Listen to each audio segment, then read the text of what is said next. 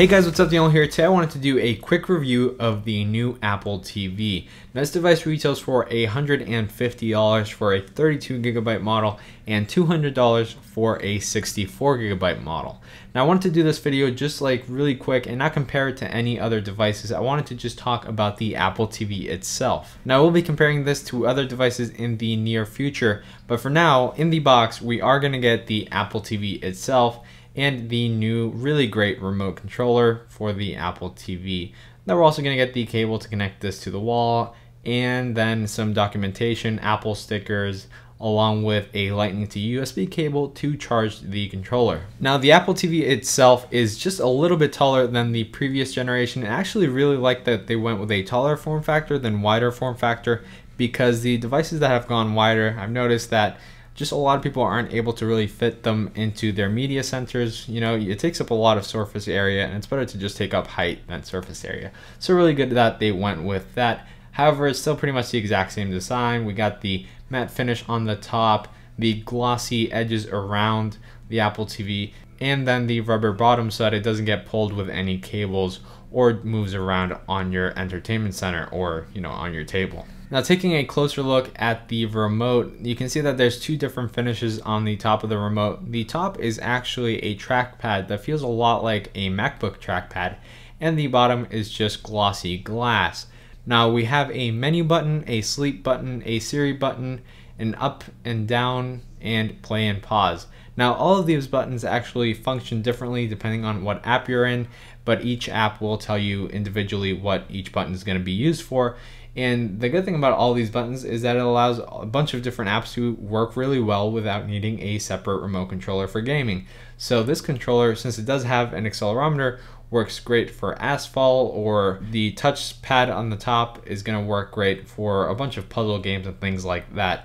So it's really nice that it has all these features built right in. Now, one thing that I do want to note is that this is the best controller that I've ever used. It's very small, light, it feels great, it feels high quality, there's still really nice heft to it, and it just looks like a tiny iPod Touch. It has that really nice silver back with black fronts, and this is exactly the color that I want for an iPhone, but you know, hopefully Apple does that with the iPhone 7. Aside from that, it just looks really great. All the buttons are clicky. The touchpad itself clicks so that you can, you know, click through things and select things, and everything is just really responsive, and it's just a really great controller. With all that said, the important thing for this is the apps. Apple has finally allowed developers to upload their apps onto the Apple TV for, you know, everyone to consume. And that's really great because it allows developers to create apps for a new medium. There's a lot of developers that develop only iOS apps, and the problem with that is that a lot of these other systems like the Fire Stick and all that don't get as many apps because, you know, there's a bunch of developers just developing for iOS. So now developers are probably going to move on to making apps for the Apple TV, and then they'll be like, well, that wasn't that hard, you know, this is actually quite good, and then maybe they'll try making it for the other platforms, or at least hopefully. Now you might be wondering, well, I mean, what's the point of the apps? Why would I want something like Twitter or anything on the big screen? I mean, there's no Twitter app yet, but a lot of these apps are actually really nicely optimized for the Apple TV. I mean, games like Rayman and Asphalt look amazing, and they actually look better than the other consoles that I've used them on. So that's something very good to note, because this machine does actually not play 4K. It's only 1080p, so you can't watch 4K movies or anything like that. But the image quality and the games and everything is so nicely optimized that it looks really, really great. Now, a great example of an app that has been extremely well optimized is the QVC app. You basically can watch the live stream, and right off the bat you can click a button and buy something, and I think that's just insanely great. While I wouldn't purchase anything from QVC, I can really see where they took this, and you know, if there's any future of TV, it's that right there. You know, being able to watch something and get something that you see on TV right away, or you know, get extra information or interactive media being pushed right onto your screen, and you being able to interact with it in a way that you've never been able to do before. Now, I mean, there's apps for quite a few things. I mean, there's only a couple of dozen apps right now, and I'm sure that more will come over the next couple of months. But for now, it's actually a pretty solid selection of apps. You of course have the big players, Netflix, you know, HBO, Hulu, CBS, NBC, and all those. Now there are quite a few of those apps that require authentication, so you do have to have a cable subscription for them to work. So if you don't have that, then a lot of the apps aren't going to work with that. But this is great if you do have a cable subscription and you want to put this box in another room where you don't have access to to connect the cable or anything like that. And you're going to get quite a few channels without having to connect it to your actual, cable provider, which is quite nice. As far as the setup process for this goes, it's quite simple, but it's going to take quite some time to get everything running wonderfully and smoothly so you can click on everything and not have any issues.